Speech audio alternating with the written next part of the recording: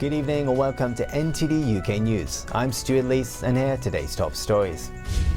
The Environment Secretary says England may ditch orders to wear face masks as early as next month. Russia and Britain continue a war of words over the Royal Navy's operation near the Crimea. And Lord Andrew Lloyd Webber launches legal action accusing the government of withholding important information.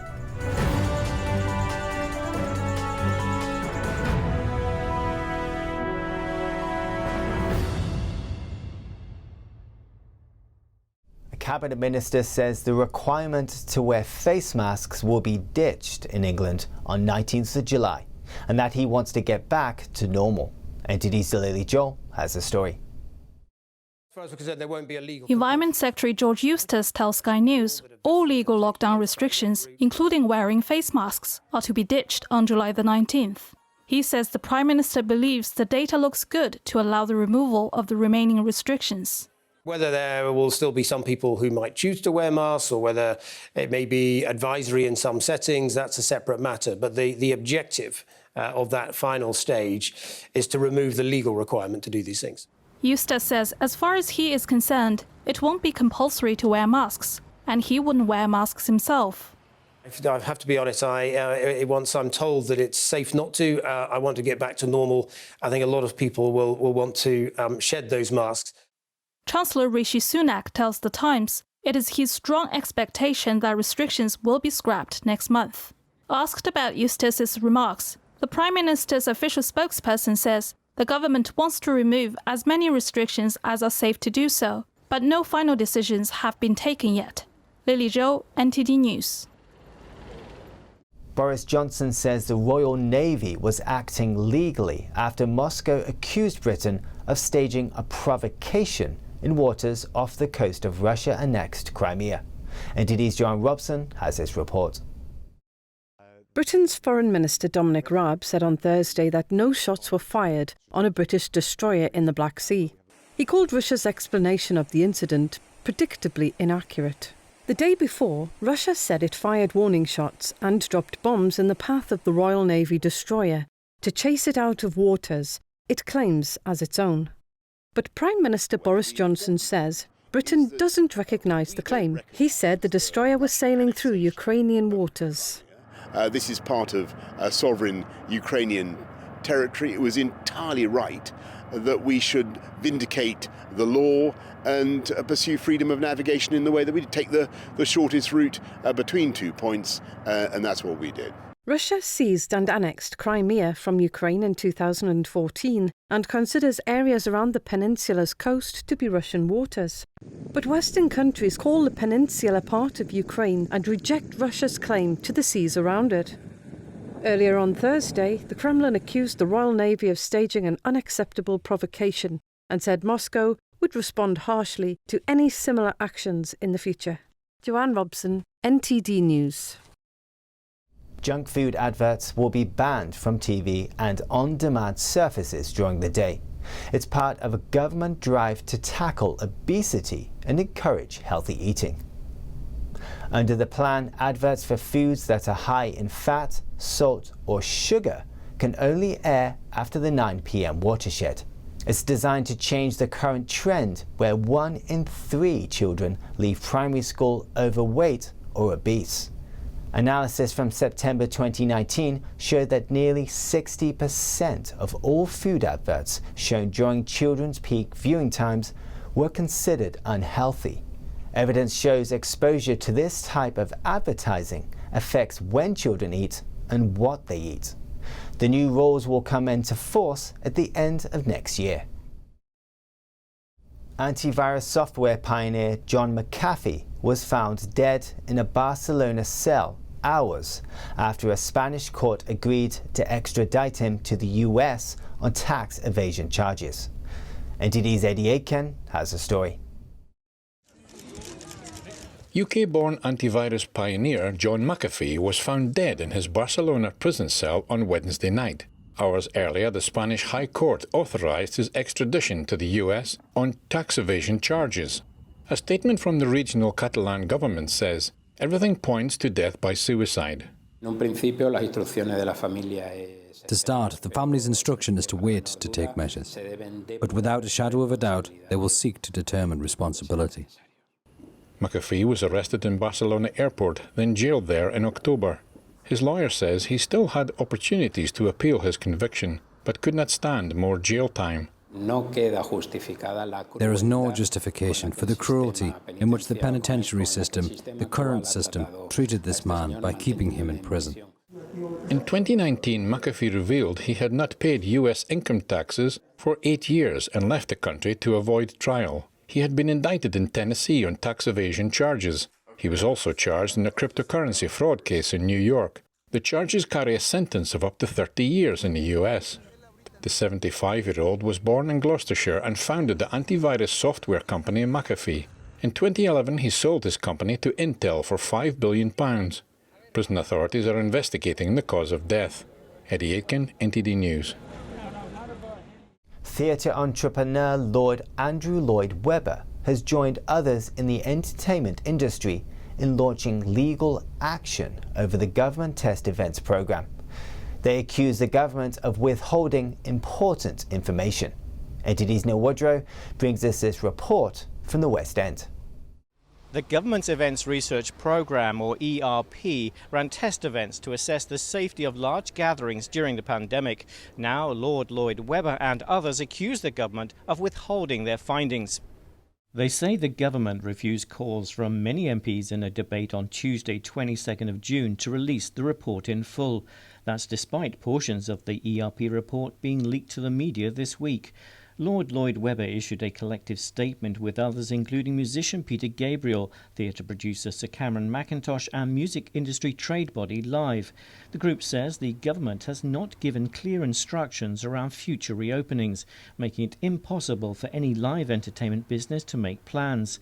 Last week, composer Lloyd Webber rejected an offer from the Prime Minister for his West End show Cinderella to be included in the pilot scheme for live events.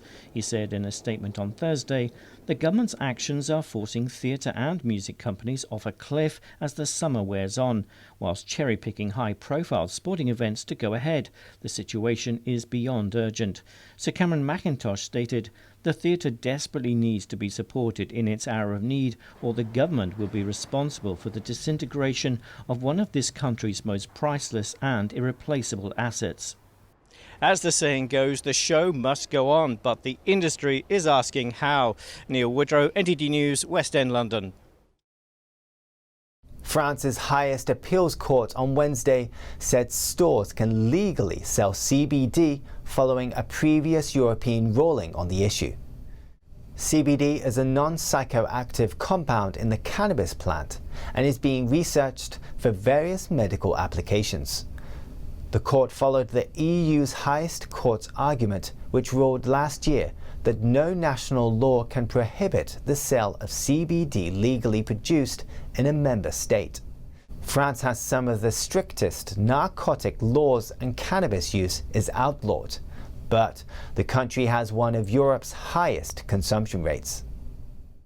And in other news, the European Union is deeply divided in its approach to Moscow. At today's summit of the bloc's leaders, Russia's neighbours pushed back against the idea of restarting dialogue. NTD's David English takes a look. Countries bordering Russia expressed concerns about a German-French plan to resume official meetings with Russian President Vladimir Putin. EU leaders are meeting on Thursday and Friday in Brussels. Russia is on the agenda. After NATO warnings that Russia is trying to divide Western democracies through disinformation and covert attacks, many EU countries said talk of summits was premature. The Lithuanian president says Moscow first needs to show better behavior. It seems to me like we try to engage the bear to keep a pot of honey safe. The Latvian leader agrees. The Kremlin understands power politics. The Kremlin does not understand free concessions as a sign of strength. The Baltic states are concerned that Moscow still doesn't respect agreements that were meant to bring peace to Ukraine. The Estonian Prime Minister says she's keen to hear what France and Germany think has improved to permit such a change of policy. We should be very clear what is our goal in relationship with Russia and what has changed, why this is on the table now. She says the sanctions have worked and the EU needs more patience.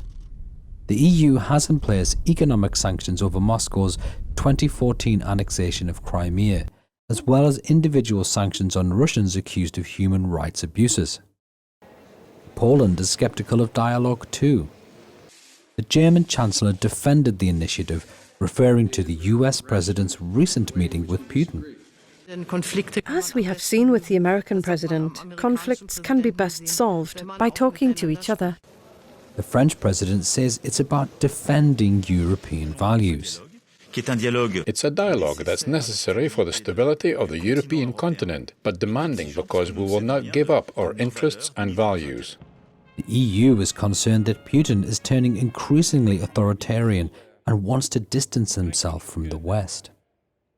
At the same time, Russia is the bloc's biggest natural gas supplier and plays a key role in a series of international conflicts and issues linked to Europe's strategic interests.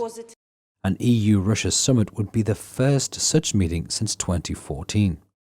Moscow welcomed the move. The Russian spokesperson said, "We consider such a proposal positively. Such a dialogue is truly needed." David English, NTD News. Now, if you've been invited to a wedding, don't expect a boogie on the dance floor. That's unless you're the bride and groom doing your first dance. Jane Worrell talks with a wedding planner about how she deals with changing regulations. While the lockdown easing has been delayed, some restrictions on weddings are now relaxed. I'm here with Andrew Benson, who's a wedding and events planner, who's going to tell me more. I'm Andrew. I run Always Andrew. I'm a London-based wedding planning company. I focus very much on kind of design-orientated, creative weddings for busy couples. So what are the latest restrictions on weddings? So with weddings now, how it works is, while technically there's no restriction on number, it does depend on the capacity of the venue. The other quite important one is that all food and drinks must be served to people seated. So for dinner that's fine, but for like drinks receptions, people are used to standing drinks receptions. So that's quite a big change. They now have to be seated for their drinks receptions, and all their food and drinks has to be served to the table. So that's quite a big one, which I know has kind of stuck a lot of couples and not too happy. And then the other noticeable one is that you're not allowed dance floors. And I think the theory behind no dance floors is it is extra space that could be used to move tables around in. But you are allowed to have DJs and bands. It's just dancing isn't really expected. You know what I mean? So not really allowed to dance, and you're not allowed to have a dance floor, but you are allowed to have music. Some venues have taken a because they know they don't want to be policing the no dancing, they're also saying no music because they don't want to be put in that position to have to police the party. It's difficult for venues because they're having to make a lot of the calls in terms of what is and isn't allowed. So you're allowed, the only dance that's allowed, officially allowed, is the first dance. I think they appreciated that that's quite an iconic part of a wedding, so they are allowing the first dance. I did a wedding at the weekend where we actually did the first dance at the ceremony venue because they did like seated drinks, and then we had like a live string quartet, so they did the first dance there, because then when we went to the reception venue, it was just a seated dinner. So how have these rules impacted you as a wedding planner? It's about being that voice of reassurance and going, okay, I've checked the rules, this is what you can and can't do, hopefully we'll be okay. A lot of couples just do want to be optimistic. They want to they want to be looking forward to their wedding, so they are trying to keep very positive. And we are quite positive, and we feel like that come July 19th, hopefully all the restrictions will be gone and we can have weddings that are as the couples have planned. And a wedding these days can be any type of wedding. It's not necessarily a dinner, ceremony, dinner and dancing, and there's all sorts of different types of weddings that you can have, and couples just want to be able to have the wedding that they want, the wedding that they've planned, with all the guests that they want, and not having to restrict on numbers, because that can be really tricky. If they're having to pick and choose, it's like reduce their guest list and that sort of thing. That's really difficult to have to limit guest lists. Even at the best times, planning a wedding is stressful. You've got so much to juggle, so much in terms of like friends and family expectations, and have you got all like the right suppliers and everything you need, and have you chosen the right menu and the drinks and that sort of thing. That's there, and then you've added this whole new layer of, okay, what are the COVID restrictions? What can and can't I do? Am I allowed to dance? Am I not allowed to dance? When do I have to wear a mask? When I don't wear a mask? That sort of thing. Yeah, and it's just taken some of the joy out of wedding for a lot of couples. Thank you very much, Andrew. It's been my pleasure. Thank you for having me. Still to come, one of Hong Kong's last pro-democracy newspapers has closed after 26 years. We look at the loss of Apple Daily and what this means for Hong Kong's future. Find out more after the break.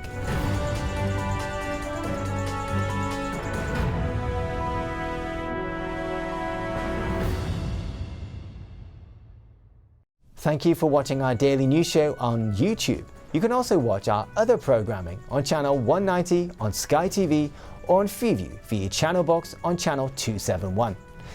In the meantime though, please give this video a like and hit subscribe to our channel. Have a good day.